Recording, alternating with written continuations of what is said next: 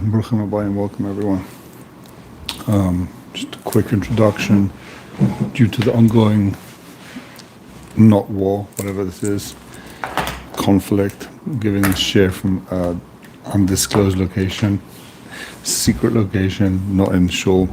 So therefore, I'm going to try and speak. I'm speaking slightly quieter so that I don't wake up kids who are still sleeping, and hopefully it won't bother us from the share. So that's why I'm trying to speak slightly quieter than usual. I hope you can all hear me. If you can't, please let me know. But I am definitely talking quieter than usual. I'll bring the microphone slightly closer. Hopefully that helps. So we are hopefully Be'ezat Hashem going to be zeicha to finish Kates and Mevarachin today. We're in Brochos, Daf Mem Daled on the base, and we're at the very top of the page. So here goes. Amar Yitzchak ba'avdimi mishum Rabbeinu. Said Rav Yitzchak, the son of Avdimi, in the name of Rabbeinu. Who's Rabbeinu? I'm not sure. Alabeya, an egg. What bracha do you make on egg? Valmini kufra, and on all types of meat. Betchila mavar shakal. You start off by saying shakal. Niya b'dvaray v'levasoif. The bracha you make afterwards is a b'ay nefashis rabbis, that you created many b'ay nefashis rabbis. We saw Taisus before says you created all sorts of creatures, v'chesroinan, and the things that they're lacking in, their requirements, their needs. Al kol ma shabrasa. So the gemorah doesn't mention the whole bracha. Aval Selavitzka bavdimi al yarka loy. You do not make this bracha on vegetables. Rashi says of al yarka loy. We're in first line of Rashi. Al yarka loy tzarich levruchi achrei. According to this opinion, you don't have to make a bracha after you eat vegetables. After you have meat, after you have an egg, you say b'ay nefashos rabbis. So we're very established at the beginning of the parak that if you have bread, you have to do a full benching. If you have yeshivs aminim, you got to say ala michya or ala peris. And if you have meat or eggs, you say b'ay nefashos. What about if you have vegetables? All that stuff called vegetables, you got to make a bracha before, because we saw that you can't be nena, anything, you can't enjoy this world without making a bracha. But you don't make a bracha afterwards. So, Avad Yaakov Yitzchak Amar, says Rav Yitzchak himself, not in the name of Avdimi. Afil Yarka, even on yerek, even on vegetables, you make a b'ay nefashos. Aval maya lay, if you drink water, you don't make a bracha afterwards. The implication being that there isn't enough sustenance, you didn't benefit enough from the vegetables or from drinking. You should have to praise Hashem afterwards. It's enough that you praise Hashem beforehand. Rav Papa Mafilim Maya comes along with Papa and says, even if you drink water, there's enough of a benefit there that you have to say a b'ay nefashos. You have to thank Hashem after you drink. Mazutra Avid Rav Yitzchak ba'avdimi. Mazutra did like Rav Yitzchak ba'avdimi. Rav Shemi Parashi Avid Rav Yitzchak, and he did like Rav Yitzchak. So the machlokes had to act like this or like that. V'simanach, the way to remember it. And it's interesting that the gemorah always gives these signs, these ways to remember things, shortcuts, tricks. It's very important to remember stuff. V'simanach, you see, they did it back then. Nothing wrong with it. V'simanach chad ketrei v'trei chad. The hainu. The two held like one, and the one held like two. Meaning, chad ketrei Amar Vashi. Simanech chad ketrei v'trei chad. Amar Vashi comes in. Vashi says, "Anna zimna dechimetkan avidna kacholu." When I remember, if I'm not spacing out, if I'm remembering, I do like all of them. How do you do like all of them? What does it mean you do like all of them? Meaning, he does like Rav Papa, and even on water, he said a b'ay nefashos. It's very strange. So, what does that mean? Is the halacha that you have to say b'ay nefashos on water, or you don't have to say b'ay nefashos on water? What do you mean? If I remember, I made a bracha. I do like all of them. He's having vegetables on a regular basis. He's drinking water on a regular basis. What do you mean? If I remember, I do like Rav Papa. I'll do like all of them and make a b'ay nefashos. It's a very interesting. What's the halacha? What do you have to do? It's not like if you remember, you make a bracha. So it comes along the Shita Megavetzes, and he says, Bar Nefashis is not a chayva. The bracha you make afterwards, according to Rav Papa, means afilu maya, you make a bracha after you drink water. It means it's rishus, you're allowed to make a bracha. You don't have to. And therefore, if I remember, it's not a chayva. If I remember, I do it, but it's not a chayva and I don't do it. That's what he's coming to say. We do not paskin like that. That's for sure. We paskin that it's a chayva, you have to say bar nefashis. Says the gemorah, Tanan. It says in the Mishnah, anything that requires a bracha beforehand requires a bracha afterwards. In other words, you normally have to make a bracha before you eat, you make a bracha after you eat. You make a blessing before you drink, you make a blessing after you drink. For yesh, there is something, there is one thing that requires a blessing beforehand, but does not require blessing afterwards. What is that? We're going to see. According to that we quoted before, it makes sense. This is coming to exclude vegetables. The vegetables, according to him, you make a bracha before, you say a blessing before, but you don't have to say a blessing afterwards. So that's what this Mishnah is telling me. For vegetables, you make a blessing before, you don't have to make a blessing afterwards. That's all very well according to him. What about Reb Yitzchak? It's Lafuke Maya. Reb Yitzchak said you don't have to make a blessing after you drink water. So this Mishnah is coming to exclude water. If you make a blessing of water before, you don't need to make a blessing of water afterwards. According to Papa, that says you make a blessing before water and after water, before vegetables and after vegetables. You always have to make a blessing before and after. So what's this Mishnah coming to exclude? What is it that you make a bracha before, but you don't make a bracha after? What's that thing? So the Gemara has to come from left field now, say mitzvahs. This is coming to exclude mitzvahs. If you do a mitzvah, you fulfill a commandment, you shake the lulav, you put on tefillin, you put on phylacteries, you put on a talis, you eat matzah, you make a bracha before, but you don't make a bracha afterwards. There's no such a thing as a bracha after a mitzvah. You don't say Baruch Hashem. You make a tefillah when you leave the sukkah. There's a tefillah, but it's not a bracha. You don't say Baruch Hashem. That was Makai Mitzvah Sukkah. In other words, you might think that you were given a tremendous chus. You're given the opportunity to learn Torah. You close the book. You close your sefer. You should thank Hashem. Thank you, Hashem, for letting us learn Torah. But no, there's no blessing. You say blessing before you learn Torah. But there's no blessing you make when you close the sefer, when you finish learning Torah. The Gemara says, "V'lefnei ma'arava the basasaki tfilasai b'varchi." In ma'arava, after they take off that tefillin, after they take off the tefillin from the heads, they made a bracha. What did they say? Asher kedushanim b'mitzvayis v'tzivon lishma chukav. Thank you for you commanded us to keep your will. Lishma chukav. They made that bracha. Bracha we never heard of, never said. They used to make a bracha when they took off the tefillin. So according to them, what's this Mishnah coming to exclude? So you can't say it's coming to exclude mitzvahs, because they make a bracha when they finish the mitzvah also. So lafuke reichni. The thing that you make a bracha beforehand, you don't make a bracha afterwards, is smell. You want to breathe in some beautiful smelling fruit. You make a sheket shana with tzveis of its one we saw, and leisen reachtav beperes. Hashem gives a beautiful smell to fruit. You'll bury a mini pesomim before you smell anything. You have to thank Hashem for the smell. But afterwards, you don't have to make a bracha. And it's a little bit of machalikas. Why do you not need a bracha after you smell? Well, why is that? So some say it's because you can always smell more. You could be smelling the whole day. It's not like eating. You can't eat the whole day. Some people try. You normally eat, and you finish eating, and then you thank Hashem for finishing eating. You're not eating the whole day. You're going to stop eventually. But smelling, you could be smelling the whole day. If you're in a field with flowers, you could just be there the whole day smelling. Or if there's flowers in the room and you're smelling it, when are you going to say after bracha? There's a smell. Who knows when it finishes? That's one option.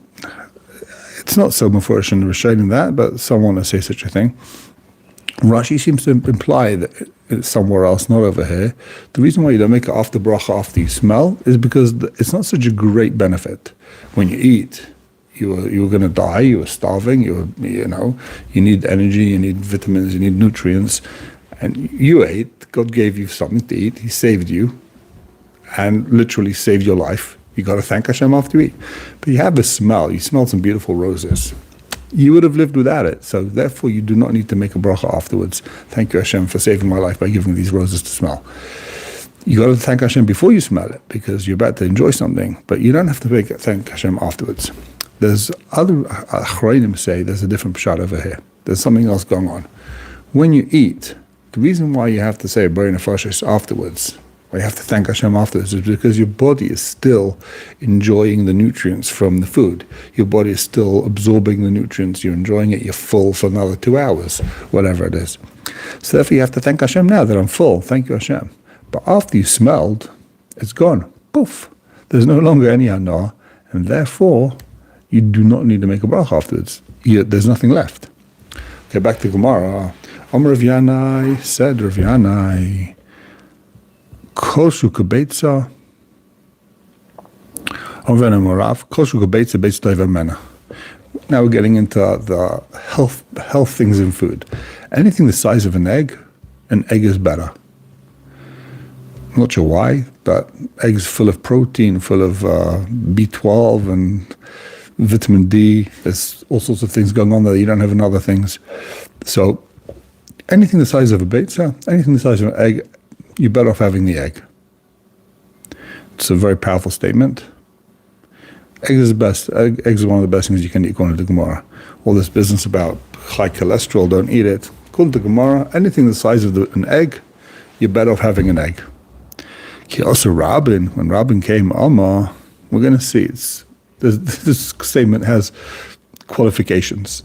Also, Rabin, Alma, Tava beasa megulgalata, an egg that's gulgalta, Rashi says, is an egg that is cooked. Meshisa kaisi silsa, from 6 kaisi cases of soilus. 6 kaisi is a measurement of soilus of fine flour. In other words, 1 egg is better than a whole bunch of flour. 6 kaisi, Rashi says, midas machzikas lug. A lug is basically 6 lug of flour. Right, so an egg is better than that. A baisa megulgalta. Rashi says, what's megulgalta mean? Tzluya lacha v'raka. It's wet and soft. In other words, it's like a poached egg. Having a poached egg that's wet and soft, it's not a hard-boiled egg. Soft poached egg, everything's soft. You slightly cook it. That is better than having 6 saws of fine flour. You're right. A poached egg, a soft-boiled egg is better than 6. Not just the yellow soft. The whole thing is soft, before I should explain. It's not like you have just like the soft yellow. The whole egg is soft. It's like steamed eggs. We used to have it as kids. They steam the egg and the whole thing is cooked, but very soft. Not hard. So, you're right. A soft-boiled egg is better than 6. Matvisa arba. If it's hard, it's better than 4. Mvushulta, if it's boiled in water, like boiled in water in a pot of water, hard-boiled egg, kol shukabetza, on this we say kol shukabetza beitz mena, anything the size of an egg is better. Lebar mibisra, except for meat. Meat is better, according to this. This is added here, that meat is better than an egg. So we've got 3 different opinions, 3 different, not opinions, there's 3 different stages of the egg. Soft-boiled egg, hard-boiled egg, boiled in water as opposed to, I guess, fried in a pan. And some say that even then, meat is still better than an egg. It says Rebbe Kiva, so the Mishnah said that according to Rebbe Kiva, if you have vegetables, you had a nice meal of whatever it is, tomatoes, cucumbers, potatoes, what's it then? You got to do Brochos Hamazon. You ate, you satiated, you have to praise Hashem. Is there anyone that thinks that shlak, cooked vegetables, is mezayni? That's a meal. Cooking vegetables, just having vegetables by itself, that's not mezayni. We're talking about someone eats the head of a cabbage. Okay, if you have the whole cabbage, that's called mezayni. That's called a meal. We're going to see. So, Tonabanan, Tochel, spleen, eating the spleen of a sheep, a cow, whatever it is, yofel shinaim is good for your teeth. For kosher b'nei ma'im, it's bad for your stomach. So don't have spleens if you've got stomach ache. Cretion is Rashi says karti, leaks. Kosher l'shinayim, it's bad for your teeth, v'yofel b'nei ma'im, but it's good for your stomach. So why are leeks bad for your teeth? Because apparently they contain a lot of sulfates and dirt. If you're not washed properly, it can get stuck in the leeks, the dirt, and it can ruin your teeth if you chew it. But also the sulfates are bad for your teeth, apparently. But it's good for your stomach. Kol yerek chai meirek. The gemorah says having any type of uncooked vegetable, I'm a big favor of this, meirek. Right? What does meirek mean?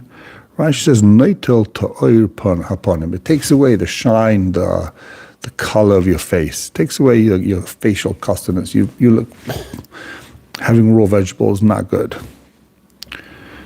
V'chol kotod maktin. Having anything small, this is a big chiddush, never heard this before, maktin. Anything having small makes you small. I'm not sure if this means it's a good weight loss strategy. I think it means that it makes you small. It's not good for you.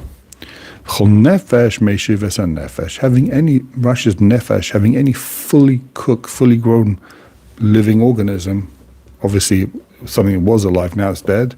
Yeshivs and nefesh, it brings back your nefesh. It gives you chiyas. So Russia's having like a whole sardine. You got to have the whole sardine. That's good for you. It gives you some type of, you feel good afterwards. Chol nefesh, yeshivs and nefesh. You have to have a whole thing. Rashi says the whole, you have to eat it shalem. V'chol korv nefesh, yeshivs and nefesh. And having anything that's close to the nefesh brings back your nefesh. So we're going to see what that means in a minute. Anything close to the nefesh of the animal, it also gives you a chiyas, gives you life. Korv lemazon. The gemorah says that cabbage is good is a food. V'tardin l'refuah, and spinach is a medicine. Woe is the house that, Rashi says the house means your stomach. Woe is the stomach that eats. Lefes is turnip. You have a turnip, you're going to have a bad stomach. That's how the Gemara understands. Amamar. It's fascinating that the Gemara spends so much time going through what's healthy, what's unhealthy, what's good for you, what's not good for you. Amamar. T'chul yafel shinaim. Spleen is good for your teeth. V'kosher b'deima is bad for your stomach. So what should you do? What do you do? Maitakante. Nal'isei v'neshdiei. So it's good for your teeth. You want to chew it. Chew it, but then spit it out. Krishin kosher l'shinaim yafel b'deim. This leeks are good or bad for your teeth, but they're good for your stomach. So what should you do? Cook it in a lot of water and then just swallow it without chewing. Kol yerek Chaim, having any type of vegetable that's not cooked is bad for your facial custom, it's bad for your facial expression, it takes away the color from your face or your shine. This is talking about eating the first thing you eat after you've taken blood. After you've taken blood, do not have raw vegetables. Anyone who eats vegetables before 4 hours in the day, which is when they used to have a meal. If you wake up, you have a raw vegetable, you're not allowed to talk to someone that woke up and had raw vegetables. Why? My timer. Why should you not do this? Mishum reicha. If you're not allowed to talk to someone that just had raw vegetables the first 4 hours in the morning because there's a bad smell. There's some type of harm that's coming out from the smell. We're not talking about l'chayr we're going to see. It doesn't mean that you don't enjoy the smell. The Mepharshim saying you haven't eaten because it's the first 4 hours of the day. People didn't eat for the first 4 hours of the day. It's Mepharshim in the gemorah.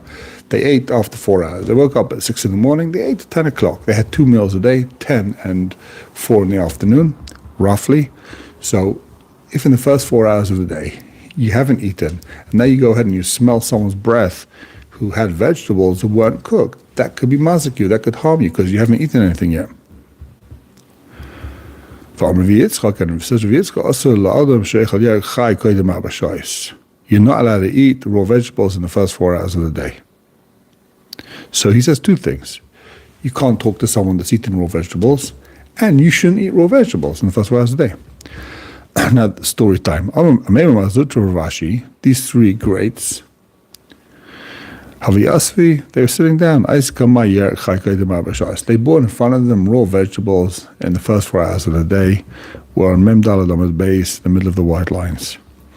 So Ameimer Rashi, they ate the raw vegetables. So again, it's the second hour of the day, 7 in the morning. They're sitting down. Someone bought them raw vegetables, raw carrots. So what do? Ravashi and Ameimer and Ravashi ate it. Mazutra said, didn't eat. Amrulei, these two greats said to him, my daitach, why are you eating the vegetables? What's wrong with you? The Amr of Yitzchak. Is it because of Yitzchak said, that you're not allowed to talk to someone that ate raw vegetables in the first 4 hours? We ate, we're eating. So you can eat the vegetables, and you don't have to worry about us not being able to talk to you. You can eat it because we've eaten. You see, we're sitting here, we're eating, so it's not going to harm us. He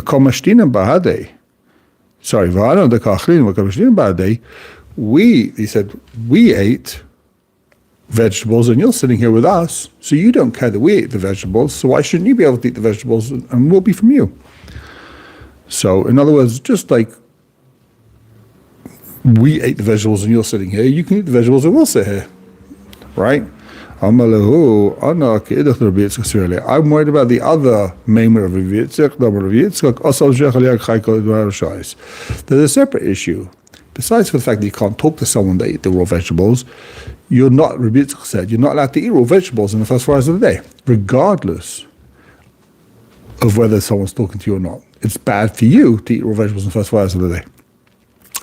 Okay, so it's machlekes. It seems to be a machlekes. If these two members of Reb Yitzchak are arguing with each other, they're agreeing with each other, it's two separate things. One is you shouldn't talk to someone because it's mazik the other person, but it's also mazik you. That seems to be an implication here. Okay. Says the Gemara, Kol koton maktin. Having anything small makes you small. What does that mean? It means having, the Gemara explains that it means having anything that hasn't been fully grown, anything small makes you small. Even gadya bazuzi, even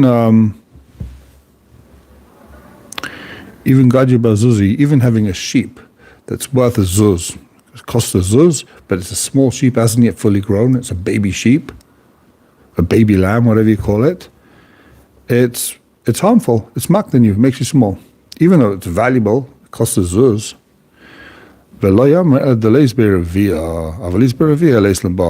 It's only a problem to eat it if it hasn't grown a quarter of its full size. Once it's grown a quarter of its size, it can't harm you. So what it's saying here is it doesn't matter if it's a big thing or something small. Even if you have a whole sheep, but you have a baby sheep, and hasn't grown full size, a quarter of its full size, it's a problem to eat it. Gemara says, Kol nefesh meishav nefesh. Eating a full fish, eating a full sardine, it's meishav nefesh, it brings back your nefesh. Amar Papa, filu gildin de begili. Even a tiny fish that swim in the reeds of the ocean, if you have a full one of those, but there's like kosher zebra fishes, there's tiny little fishes, a couple of centimeters long. If you have them, it's good for you. It's meishav nefesh. They say it's very healthy because it's got all the organs of the fish. So you're getting all the bones, the heart, the brain, everything in there. It's the full package of everything you need to live is in this fish. So it's very healthy for you. Sorry, what does it mean? Eating anything that's close to the nefesh, that's close to. So it's a machlekes what this means. Eating anything that's close to the nefesh, close to where it lives, like close to its heart, its lungs, the things give it life. So Amar Rav Achabar Yaakov says Rav Yaakov, this is talking about unka. Unka, it sounds a little like neck. It means neck. Unka, the neck. So eating the neck, that is yeshivs and nefesh, having a cow's neck. I'm not sure which meat number that is, but having the neck, it's very tzavar. There you go, tzavar. Tzavar is very healthy. Tzavar just means neck in Hebrew, but yeah. So the piece of meat that's called tzavar is yeshivs and nefesh. Why? Why is it tzavar the nefesh? Because it's where the nefesh goes through, some say, or that's where they shech the animal. That's why it's called a nefesh. That's what seems to be the pashup shot, is that's where the animal is slaughtered. So that's why it's called a nefesh. Rava said to his shmaya, his shamash, his assistant, if you go to the store and you buy me a piece of meat, go and get me a piece that's near the Beit Baruch where you make the bracha. In other words, the place where you shecht. It's best to eat the meat where you shecht it. That's where the bracha was. That's the implication. The reason why it's so good to have the neck is because that's where it's slaughtered and that's where the bracha is. That's where they made the blessing when they shecht it. Kruv, the gemorah says, Kruv lemazim v'tad l'refuah. The cabbage is good for food. V'tadin, spinach, is medicine. Kruv lemazim in v'lefuah. Is cabbage really good for food, but not for medicine? Is cabbage not a medicine? V'tanya says in a brisa, the 6 things that someone that's sick should do. Good to remember.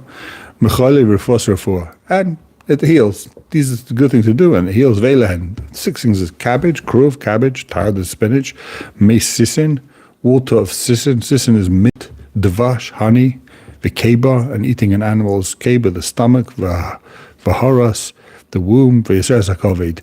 Yiseres hakoved is not liver, it's the meat that separates it's the fat, whatever it is, it separates the liver from the lungs, i.e. the diaphragm, aka the hanger steak. That's what they call it, hanger steaks.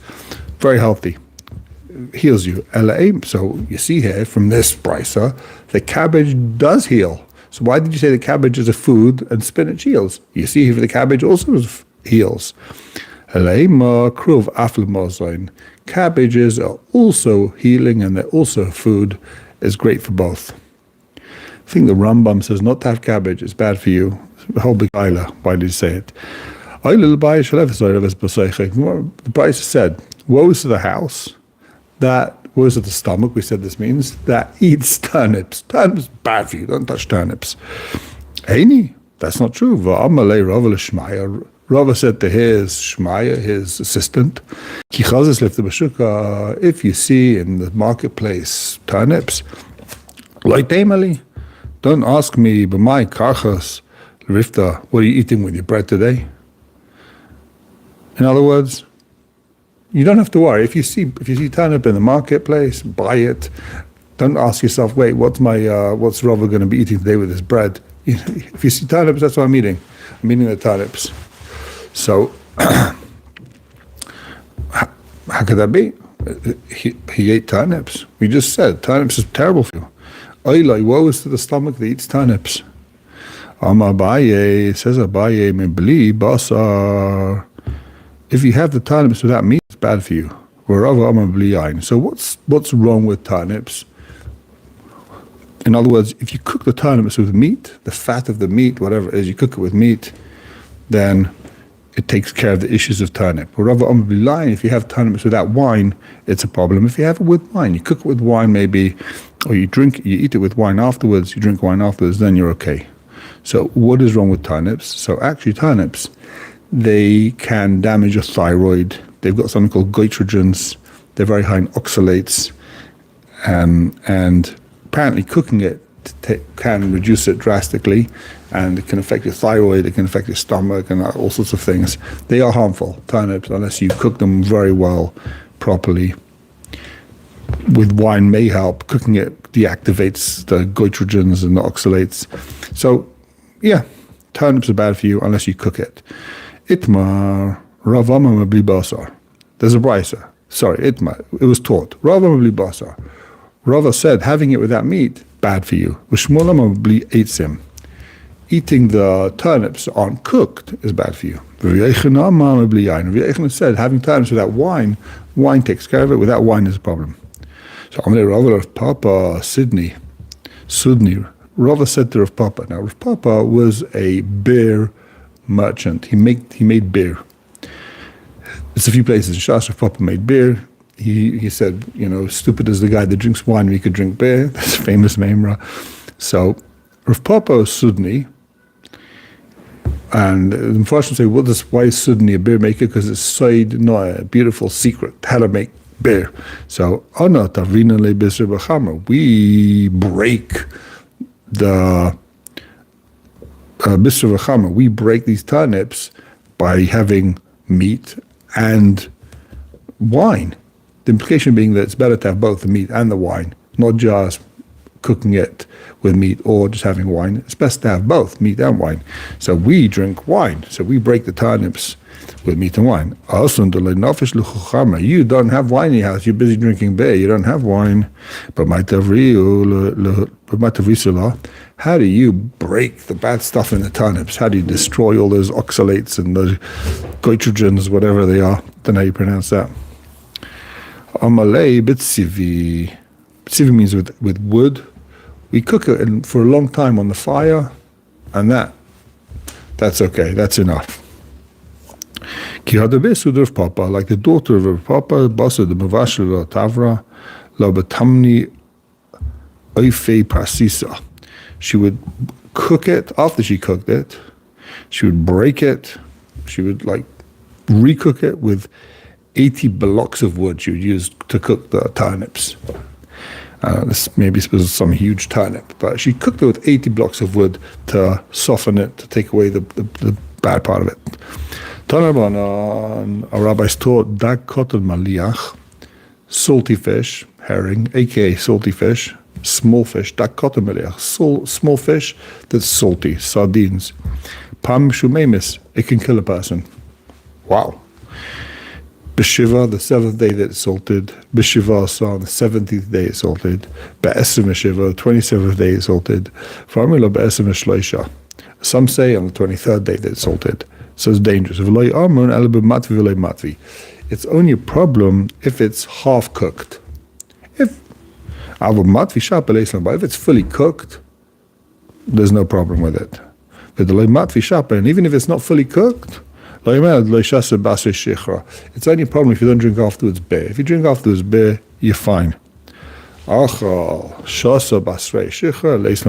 you eat or drink beer afterwards, then there's nothing to worry about having a salty fish, even on the 7th, 17th, 23rd day. Okay, we're about to wrap up, so we'll keep going. Someone who drinks water because he's thirsty. You say burn the fashes, right? What does this mean? We're about to turn the page.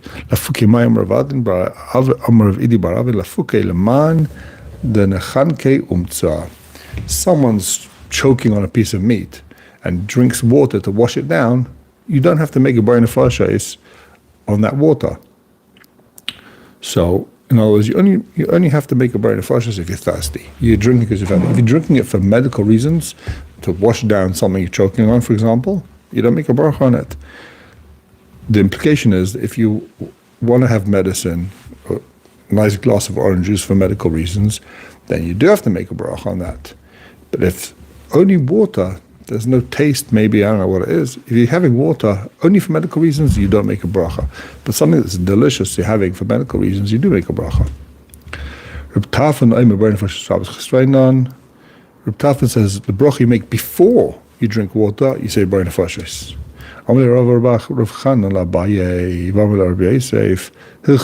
What's Allah? How do we paskin? Go take a look what people do. And this is a major side in Yiddishkeit. Go take a look. What are people doing? Hey, what's the minhag? And Rashi says the minhag is to beforehand say a shakol, and afterwards you say burn nefashos. That's the minhag, and that's the halacha. It seems to be a bit of a machlekes. What happens? Back to the Hadron Allah Ketzim Varchen. Thank you very much. I'll just wrap. Okay, it's getting very late. We'll wrap up over here. Bez Hashem tomorrow. Share, same time, same place. Thank you very, very much for listening.